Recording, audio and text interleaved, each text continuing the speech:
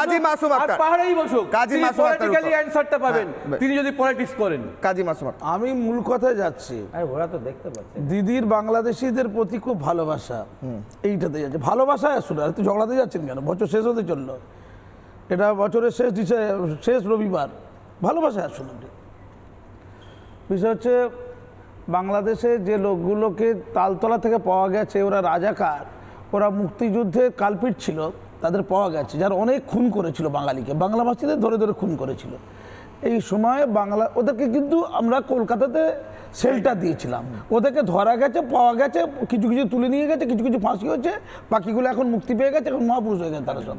এই কলকাতায় তারা ছিল, তারা কিন্তু বাংলাদেশি। কোন জাতীয় বাংলাদেশি বুঝে নিন, দিদি বাংলাদেশি কিন্তু ভালোবাসে। আচ্ছা, বাংলাদেশে ভালোবাসে, বাংলাদেশের দুটো শ্রেণী বাংলাভাষী এই পার বাংলায় চলে এসেছে, একটা হিন্দু বাংলাদেশি, একটা মুসলমান বাংলাদেশি। আমি মোটা দাগে কথাটা বলছি। আচ্ছা, হিন্দু বাংলাদেশিকে তো ভালোবাসে, তাহলে তাদেরকে ভারতের নাগরিকত্ব চূড়ান্ত করে দিতে হবে, যাতে কোনো প্রশ্ন না ওঠে, যাতে এসআইআর কোনো সমস্যা না হয়। চূড়ান্ত নাগরিকত্ব থাকলে এসআইআর সমস্যার কথা না। তাহলে সিএএ ভারত সরকার করে দিয়েছে, তাহলে সিএ এর বিরুদ্ধে বলছিলেন কেন? এটা ক্লিয়ার করুন। তারপরে বাংলাদেশে হিন্দুদেরকে উনি বৈধভাবে মর্যাদার সাথে পশ্চিমবঙ্গে বসবাসের ক্ষেত্রে সাহায্য করতে চাইছেন না। ক্লিয়ার করুন ভালো করে, এক করে ধরছি আমি। শুধু তাই নয়, সিএ যখন হয়ে গেল, যখন আইন পাস হয়ে গেল, তারপরে ক্যাম্প করে তাদেরকে কি করে সিএ সার্টিফিকেটটা হয়ে যায় তারা, যাতে করে সার্টিফিকেটটা পায়। এটা তো বিজেপি দেখার কথা না, পশ্চিমবঙ্গের মাননীয় দেখার কথা। পশ্চিমবঙ্গের ভাগ্যবিধাতা মাননীয়, সে কিন্তু দেখেনি। কেন দেখেনি? এখন মতুয়াদের নাকি নাম কাটা যাবে, অনেকের আনন্দ হচ্ছে, মাননীয় দুঃখ হচ্ছে না কেন? মতুয়ারা তো ওপার বাংলা থেকে আসা যদি কিছু লোকজন যারা মতুয়া করে, নম্রশ্রদ্ধ, যারা উদ্বাস্তু, শরণার্থী, যারা ওপার বাংলা থেকে এসেছে, তাদের যে নাম কাটা যাওয়ার জন্য তারা ভীত, তারা অনেকে সন্তুষ্ট হয়ে আছেন। মাননীয় তাদের জন্য কি কি করেছেন? নাম্বার 1। নাম্বার 2, মুসলমানদের কথা আসি। আরে ওনার বাড়ির পাশে বসে আছে তো, হাজরা মোড়ে বসে আছে। আমি মূল কথায় যাচ্ছি দাদা। এবার মুসলমানদের কথা আসি। একটা জাতি জানা নেই শুধু বাংলা ভাষা বলার জন্য তাদের উপর এত টর্চার হতে পারে।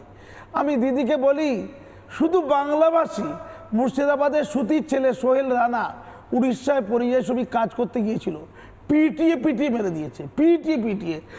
এই পশ্চিমবঙ্গের, এই মুর্শিদাবাদের, এই সুতির সোহেল রানা মাননীয় বাংলা বলা, ওনাকে বাংলাদেশি ভেবেছিল, অন্য রাজ্যে মেরে দিয়েছিল। আপনারা অনশন করতে পারেন তো? শুধু তাই নয়, ভুল করে আমরা ছত্তিশগড়ের রামনারায়ণ বাঘেল, তাকে বাংলাদেশি মুসলমান ভেবেছিল, হয়তো তারা ভেবেছিল বাংলাদেশি মুসলমান। ও কিন্তু ধর্মে মুসলমান নয়। রাম আছে, নারায়ণ আছে, বাঘেল আছে। তারপরে তাকে এমন কেরালাতে পেটানো হলো, তার শরীরে 84 জায়গায় ক্ষত বিক্ষত করলো।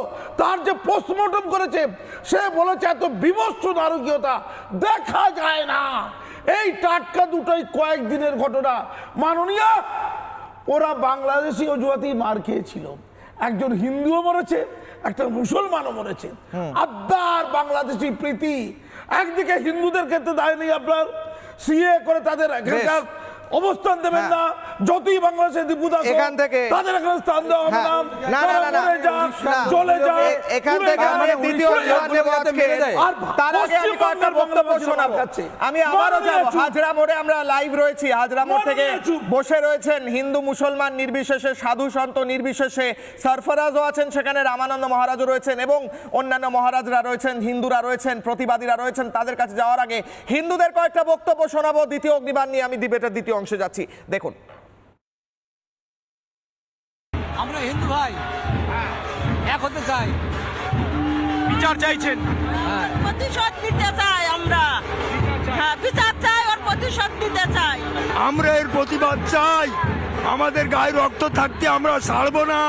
হিন্দুরা সব এক হোক, চাই এপারের হোক চাই ওপারের হোক, হিন্দুরা সব এক হোক। ওপারে দীপু দাস, এপারে হরগোবিন্দ দাস, চন্দন দাস, কোথাও তো পার্থক্য দেখছি না। পার্থক্য নেই, শুধু একটা কাটা তার, আর এই কাটা তারটা দিয়ে রেখেছে হিন্দুদের গলায় ফাঁসাবার জন্য।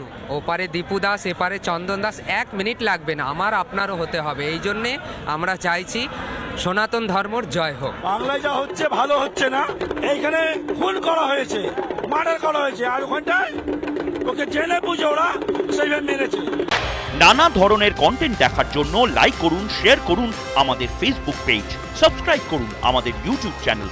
পাশাপাশি অন্যান্য ব্রেকিং নিউজের জন্য অবশ্যই চোখ রাখুন রিপাবলিক বাংলায়।